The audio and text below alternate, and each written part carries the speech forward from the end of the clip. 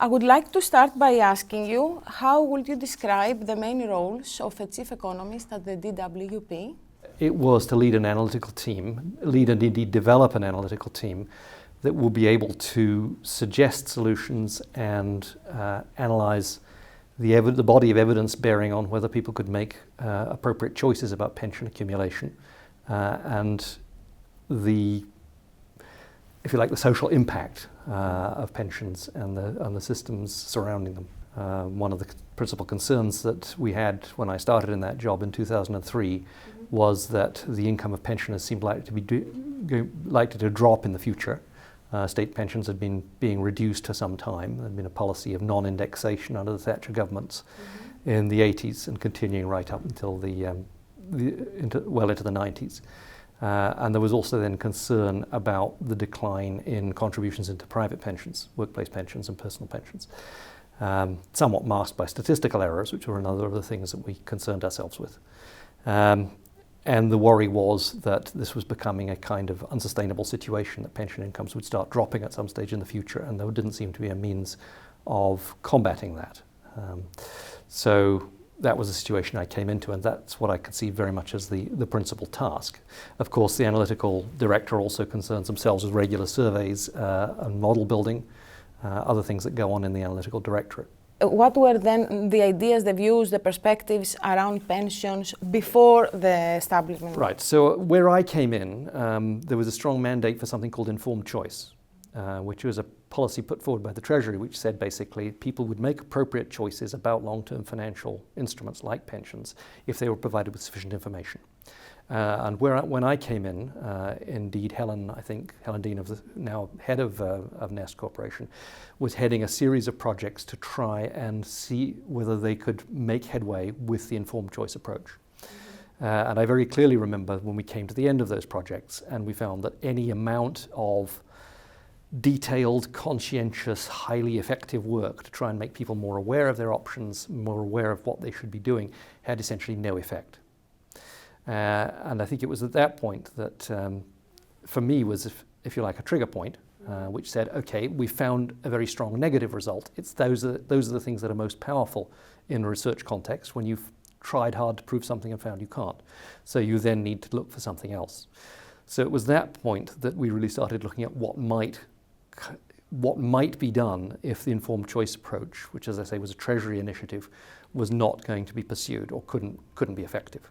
So it was at that point that I set my staff on, and indeed myself started looking for alternatives. And the auto-enrollment approach of changing the default from one of not saving in a pension unless you decided to do so, to changing in a pension unless you decided to opt out, became the thing we decided to work on very intensively. From focusing on an informed choice to the formation of a pensions commission. I guess that's one way of seeing it. I mean, the way it was put to me when I was taking the job was that I was hired to work on pension reform. And a very clever and well-informed friend of mine who was in the Treasury, who was indeed a Treasury spokesman at that point, said, well, your problem, Robert, is going to be that Blair is reform and Brown is pensions. Tony Blair was interested in reform. Gordon Brown was interested in it, was the person who conceived himself to be in charge of pensions. Yes. And was actually not going to agree to any reform of a system which he very much conceived himself as being in charge of. And so my friend was saying, you're going to be at a roadblock, and there's no point in taking this job, it can't go anywhere. Given these circumstances, how do you think the Commission managed to reach this solid consensus? Well, of course, an enormous amount is down to the commissioners themselves and the huge amount of public work they did. But I think there was also a very considerable role in terms of the preparation that both the analytical directorate and the policy directorates within the DWP actually did. So it was we, as I say, who started the process of reaching out to American academics, particularly David Laibson, to bring in information about how automatic enrollment into pensions and automatic escalators were actually working in the US in a slightly different context. It was in the context of willing employers adopting that approach rather than a national approach. And we also started a process of negotiating with key stakeholders, or making sure that key stakeholders were constantly informed in the process. So those were two important contributions. If I was to highlight a contribution I I think to some extent was my personal contribution, was the idea of National Pensions Day, using the approach of deliberative polling. Again, something that comes out of the American academic tradition. So this is James Fishkin, currently at the Center for Deliberative Democracy in Stanford, was one of the people I contacted to set up National Pensions Day as, if you like, a representative sample of the UK population brought together in 4 or 5 locations around the country to debate pension reform and what should be done.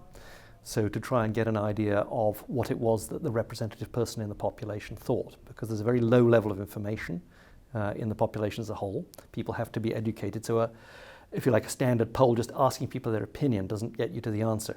Equally, a focus group where you might be able to provide them with a lot of information and tell them what expert views are could be a lot more informed, but is not representative. So that's why we went for the approach, or decided to push for the approach of a deliberative poll with 1,000 people who were statistically representative, but also informed by the experts. So those, I think, were the key contributions that the department made to the Pension Commission process.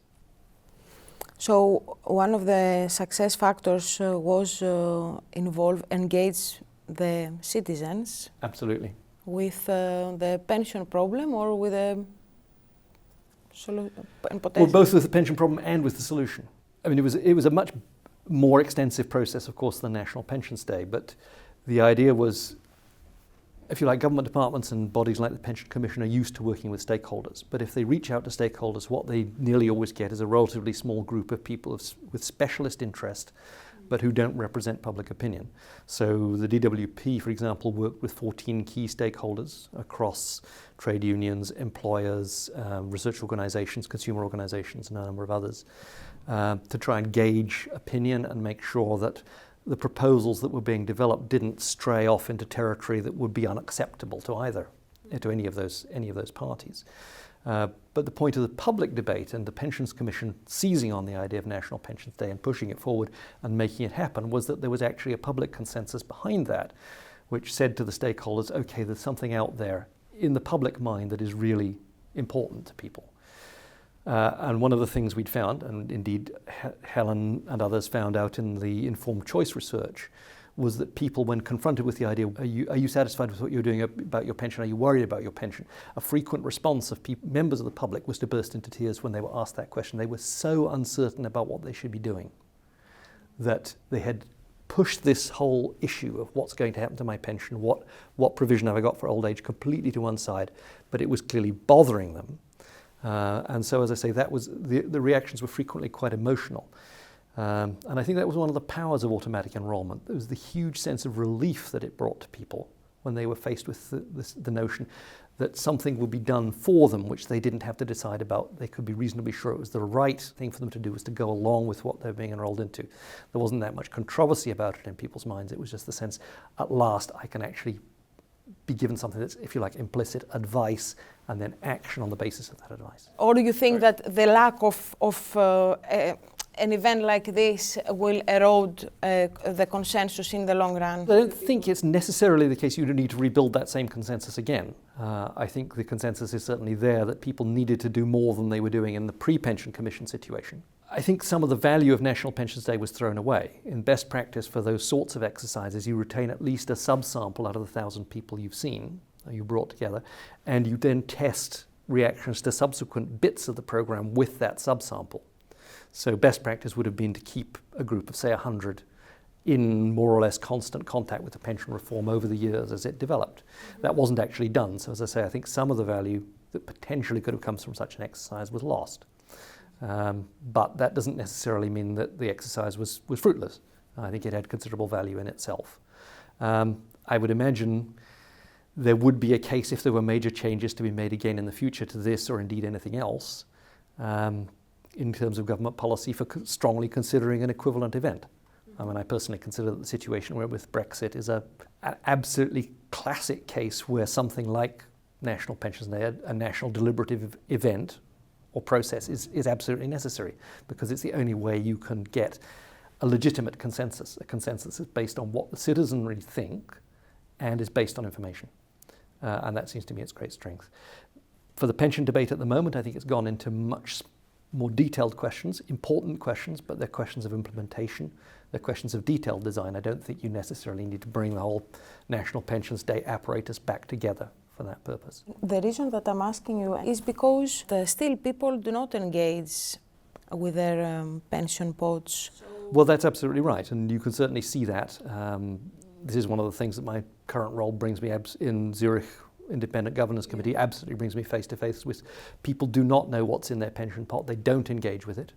I think it's on the latest research we've done, something like 80% of Zurich's plan holders don't know what's in their fund.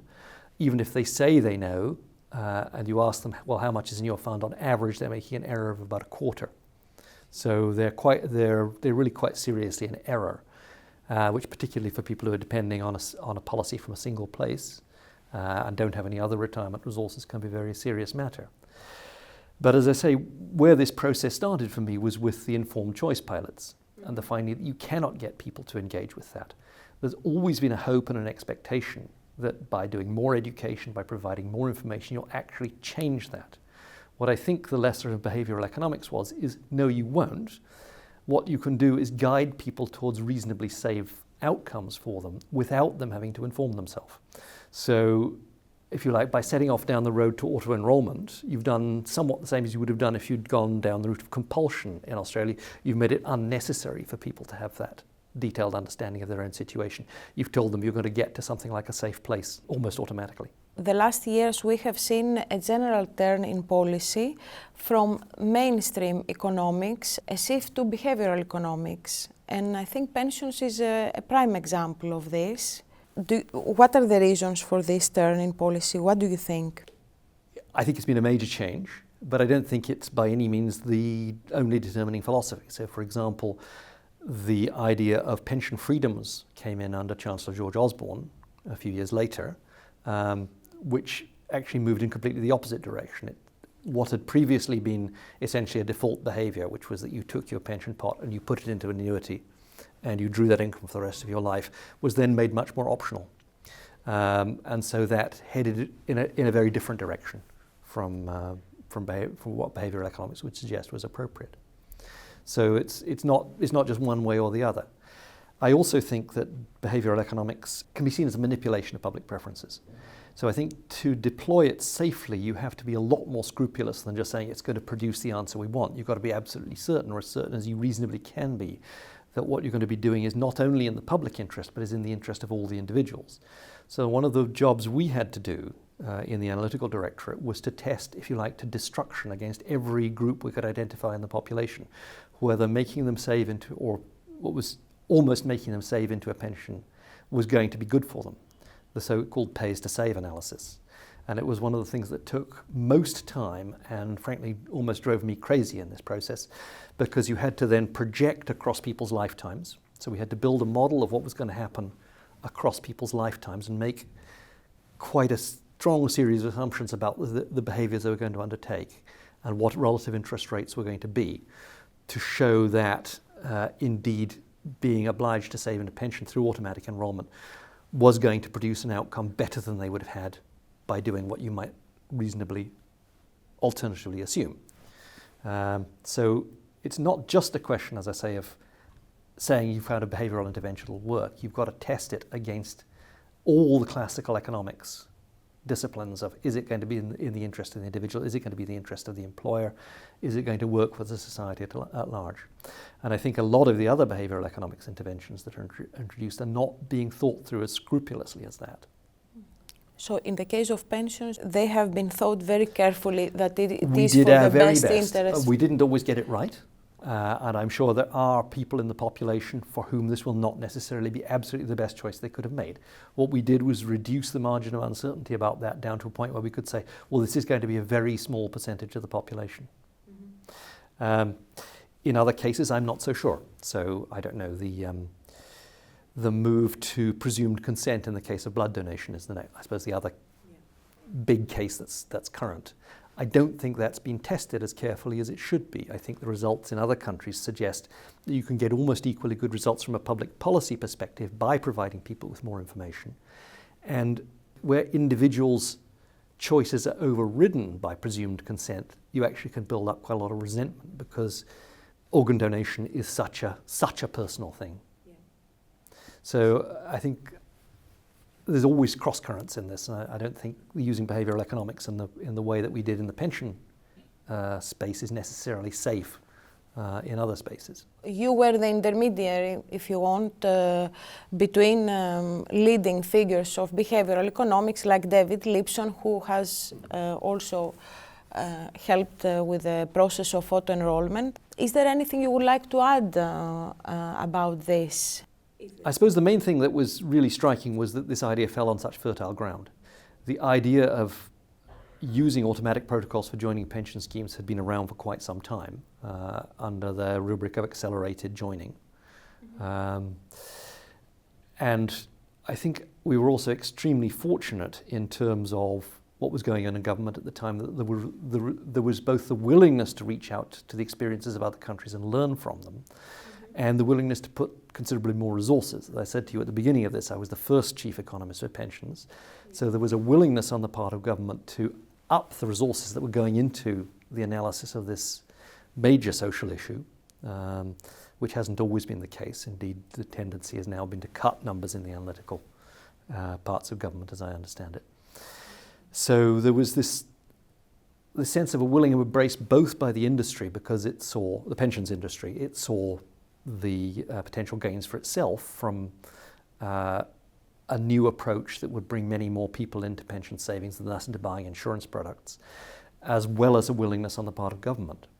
And I suppose the other thing it fell in with was this notion of a third way, that Tony Blair and Gordon Brown's government was very much seen as the government of the third way, that was neither socialist nor conservative in its outlook. It was new Labour. It was looking for new ways of doing things. And this kind of third way between compulsion and free choice actually fell quite neatly in that political spectrum as well. So it was an idea that was very appealing to a number of the special advisors in Number 10. I never spoke to Tony Blair himself, but I think it fell on fertile ground in that sense as well, that there was quite an interest in these new ways of doing things, and it was quite new at that stage. Actually, in the DWP, we were several years ahead of setting up the nudge unit in government. We were at the point of implementation when they were being established and looking for other things they might want to do. Behavioral economics have been embraced by all political parties. Why do you think this had a cross-party consensus on this? Yes, I mean, it wasn't obvious at the beginning that there would be a cross-party consensus, and keeping in discussion with Conservative spokesmen and shadow ministers under the Labour government was a critical part of building the consensus. And again, I think that the Pensions Commission managed very well. So whether it's because everybody's genuinely embraced behavioral economics, I don't know. I think the promise of behavioral economics is that it achieves, if you like, social goals without the need for huge amounts of government spending. So it's a form of interventionism without conventional tax and spend. So in a situation which governments have found themselves in, particularly since the financial crisis, it's an extremely appealing way out, or apparent way out of paradoxes where they would otherwise be stuck. So that's the appeal on the left. The appeal on the right is that you maintain an appearance of free choice while actually directing people quite strongly to an outcome. My concern about it, of course, is that that's equally compatible with an authoritarian view of government. That if you shape people's choices strongly enough, that actually works quite well for somebody who wants to tell people what to do. It was really important to us that it not be compulsion. And that was partly for reasons initially it was, I suppose, mostly for reasons to do with the way public accounts are constructed. That if you mandated contributions to a pension, it would be almost indistinguishable from a tax and spend solution. So we had to be very careful that the solution that was being designed was not one that was just going to become a tax and thus fall under Treasury control, that it would be something different and would remain under DWP control, which ultimately we did achieve, or was achieved. I can't say it was necessarily achieved by us. But the political philosophy, the advantages in terms of the political philosophy, I think was something that were, from my point of view, a bit of a byproduct of that. But then I feel I was probably quite innocent about the political ins and outs of what was going on. Are there any reasons for which a hard compulsion was not appropriate? Any analytical or political reasons? I mean, any reasons at all? Any reasons at all, apart from considering as a tax which will be added to the national insurance contribution, which is also considered as a tax, etc. So I think one of the things that was in my mind was indeed the situation which we came from, which was one where people had been encouraged to put all their trust in the state pension for a long time. And the Labour governments in the 1970s had brought in what was called the state earnings related pension or second state pension on top of the basic state pension. People had then been, if you like, lulled into a false sense of security. They were told the state would take care of them in retirement. Then what supervened was 13 to 15 years of non-indexation and the state pension shriveling away in terms of its importance. So if you went back to a system where people were encouraged to put everything into the state pension, you then had to trust that the government would indeed come through on its promises. The implicit promise at the period of the state earnings related pension was that state pensions would remain adequate in relation to earnings. So it seemed an important part of people's diversification and not exposing them to too much risk, that they would have indeed some reasonably strong component of state pension, but also a reasonably strong component of private pension over which they had property rights, and which the state couldn't then change. So part of my background is that I worked in the World Bank beforehand, and I had experience of pension systems in Latin America, where, as you may be aware, there's a considerable tradition of basically stealing the assets out of pension schemes and the state taking over private pension schemes. I never thought that was going to happen in the UK if the money was indeed placed outside state control. I thought there was a much better chance of that money remaining genuinely the property of the beneficiaries rather than being the property of government, as is the case with the state pension system itself. So let's now move on PADA and NEST. You were there when there was the idea of making a state-run DC scheme. Our idea at the beginning was that it would be that all of the new system would be run by a single state-run agency. All of the auto-enrollment would go there, and that indeed the private industry would stand outside that. It was part of the engagement with stakeholders. So one of the stakeholder reactions was a very strong reaction by the insurance companies that they saw themselves as having well, they certainly had a strong commercial interest in being providers within the new scheme. I can't tell you that much about how the ins and outs of how they influenced the process, but they've been very strong stakeholders of government for a long time in the pensions business. Indeed, one way of looking at the whole pensions business is that it was delivered by industry on behalf of government. So I don't know how far back you look historically. For me, the beginning of this process was in the 1960s, when inflation, and into the 70s, when inflation became rapid, and particularly when marginal personal tax rates were very high. So if you were a high-income individual in the 1960s, you were faced with a personal tax rate that could be as high as 83% on your earned income. So what pension schemes offered to particularly high-paid people at that point was the chance to have a part of your income outside the tax net. And that was extraordinarily advantageous at that time. And that's what really built, in my view, the big bulk of Britain's private pension system was the huge tax advantages of private pensions at that time. Correspondingly, as tax rates came down under the Thatcher governments and later on, the tax advantages of private pensions disappeared. So insurers and employers found themselves operating a system that was less and less to the advantage of the high wage employees who'd initially been a strong lobby for it. And they were facing a bit of an uphill struggle, if you like, in pushing something that had become an objective of government policy, to have a strong private pension system. So there's probably some element of horse trading here, if you like. We've been making a big effort to do the heavy lifting on private pensions for many years. You're now about to make a change to policy, auto-enrollment, that's going to make that heavy lifting a great deal easier. But we want some of that action. That's how I feel about it. Whether that's actually I don't imagine the dialogue took place in those terms behind closed doors in the ministers' offices, but that's, I think, what was ultimately going on. On the other hand, there was a need for an authority to be developed in order to design this state-run pension scheme, which was the personal... the so-called personal accounts the so-called, yeah. But this authority was not run by the existing civil servants. Well, there were two things. Partly it was a recognition the skills weren't there in government to set up what was eventually going to be a pension provider. So we had no skills in things like fund management at all, or customer communication or whatever. That, yes, the state pension system was run from within DWP, but it was very old-fashioned and clunky, and we found it very hard even to tell people what their state pension rights were. So we knew there were considerable limits on our own administrative systems, even though the DWP was disbursing something like £1 billion a week in state pensions. It didn't see itself as state of the art.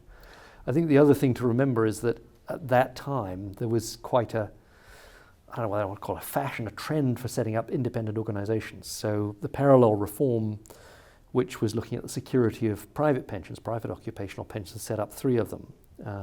The pension regulator, the pension protection fund, and indeed the body that ultimately oversaw the compensation of people who'd lost money in the state pension scheme, in private pension schemes. So there was quite a lot of thinking about how do we set up these organizations to best advantage. So there was a lot of intellectual capital, if you like, in DWP and Treasury for building new organizations and thinking, okay, those are the purposes. Let's not bring it within central government, which is kind of rule-bound, but let's set it up in a new way so it can write its own rule book. Mm-hmm. And the purpose was to make a scheme that will look like the already existing private personal pension schemes? So there were different ideas at different times. I mean, if you think about where the name personal accounts came from, that was the concept of privatizing Social Security under George Bush's presidency in the United States. The idea that you would take Social Security contributions and invest them, instead of putting them into a pay-as-you-go state pension system, you would put them into private funds where people could have ownership over them. So that was where the language of personal accounts came from. And that at some stages, at least in the early thinking, was something that could conceivably have happened, that you would just divert state pension contributions into building up a private pension. That didn't ultimately happen, and I think it's probably a good thing it didn't happen. But that was certainly considered. The other thing, as I say, was it was going to be like a private organization in terms of its capabilities, but it was not going to have a profit motive, because one of the really important things about setting up effectively personal pensions for the whole gamut of people, not just people at the high end of the spectrum, but people very much at the low wage end, part-time workers, people with on not much more than minimum wage, was you're going to have a vast variety of sizes of pension fund. And from the point of view of an insurance company, only the big ones are profitable to run, so they're in a cross-subsidy business. And they're very keen to avoid taking on too many small savers. So we see this very much, for example, in the Zurich IGC, where I currently am. The vast bulk of the funds are from a relatively small proportion of the savers. But a lot of the costs come from administering the many small savers you inevitably drag in. So from the point of view of a private business, the thing to do is to try and target as much as possible the big savers. So one of the things we feared was that if it was left to private companies, they would target the big savers and leave the small ones on one side. But the aim of public policy, and John Hills and Jeannie Drake were particularly strong on this, was that it had to be filling the gap for people on relatively low wages, who were the ones who were facing the most serious pension shortfall. Why Nest could have been a problem for the pensions industry? And I suppose the most conventional view is that there's a subsidized competitor. There's nothing to stop it for bidding for the big expensive mandates or the big high profit mandates alongside the less profitable ones. Mm-hmm. So I think a private company operating in this market would say, okay, well, here's a state subsidized competitor doing something which I could do equally well, and they're going to take my business away. There were 2 options on the table before Nest was formed. It was the current system, the National Pension Savings Scheme, which was called then, And there was a provider choice model. Why do you think it was preferred, the first option? Well, if you like, I think the industry got exactly what it wanted, which was to be in a position where it was absolved of the need to take on these unattractive scheme members, but also have the right to compete for the more profitable and attractive parts of it. So the way it ultimately got set up, with Nest as the provider of last resort and private companies able to compete for the business, gave them the best of both worlds. Another important reform was the introduction of a flat rate state pension. Do you think this reform affects the framework that the private pensions are working? Oh, absolutely. No, one of our primary concerns at the beginning of this was the incentives that faced people. As I say, the question of pays to save, whether it pays you to save. And one of the things that raises real questions about that, or at that time raised real questions about that, particularly for lower income people, was the idea that they might save a little bit for their pension, which would then reduce their entitlement to means-tested benefits in retirement, to pension credit. So pension credit was seen as a real obstacle to increasing people's private pension saving. So at the beginning of this process, any of us think that the state pension system could possibly be changed, because, as I say, it lay with Treasury, it lay with Gordon Brown. Pension credit had been his brainchild, and in some ways it's a brilliant solution to the problem of pensioner poverty, because it targets scarce public resources onto the most needy group of people. But it has this side effect that it destroys or compromises incentives to save. So yes, it was a fundamental thing, the incentive to save and the role of pension credit in undermining those incentives. Do you think this will affect the operations of the industry? Well, it would take some time to do so. And I suppose the fundamental contradiction that had happened was that the level of the state pension had dropped below the poverty line in the period running up to the pension commission being established. And it was that gap, the fact that you could be on a full state pension and still be living in poverty, that led to the establishment of pension credit in the first place, because that was felt to be such a socially unsustainable outcome, that you paid a benefit that didn't actually bring people above the level they needed to live on. State pensions now had to fall a long way, I think, to get you back into that situation. But I think one would be very worried if you saw the process starting again of state pensions dipping to that point where they couldn't keep people out of poverty, because essentially government would be forced to respond in something like the same way. And when I expounded this academically, if you like, in a lecture audience, it was very interesting to put it up as the standard policy triangle. There are three objectives here: incentives, government finance, and adequate pensions. And you can't satisfy them all completely all the time. And it's quite neat, almost decade by decade, you see the British government running from one pole to the other. So in the 1970s, in the name of adequacy, a lot more money was spent, so the public finance objective was lost. Then under Thatcher, the public finance objective became paramount, public pensions were cut, and incentives began to disappear. And then coming back under Brown, not incentives began to disappear, the pension of poverty began to increase. Under Brown, money was put into these targeted schemes, and pension of poverty was addressed, but incentives began to disappear. So we'd come back by the end of the pension credit period, if you like, to where the Labour government had started out in the 1970s. And the question for the Pensions Commission was, how do you find something that's a reasonable solution to all three of those objectives? Because you can't have them all completely at any one time. I would like to close with your current role. And I would like to ask you, we have seen another important measure, which is the introduction of an independence governance committee in these workplace private schemes. How do you think this is related with these main reforms that we discussed? I mean, the flat rate state pension, the auto-enrollment, the creation of Nest. Is there any relation? I guess it feels to me tangential. It seems to me that it comes much more out of a long-running interest of the financial regulator in making sure that private pensions operate somewhat as a market. And you'll be aware of the Office of Fair Trading report, which concluded that defined contribution pensions had the weakest demand side of any financial product market they looked at. The financial regulators have been interested for quite a long time in price capping pensions. They brought in the 1% annual management charge price cap on stakeholder pensions sometime earlier. Then they brought in regulatory updates that essentially obliged effectively new schemes to meet that standard. And that's a price cap of that kind is a fairly blunt instrument.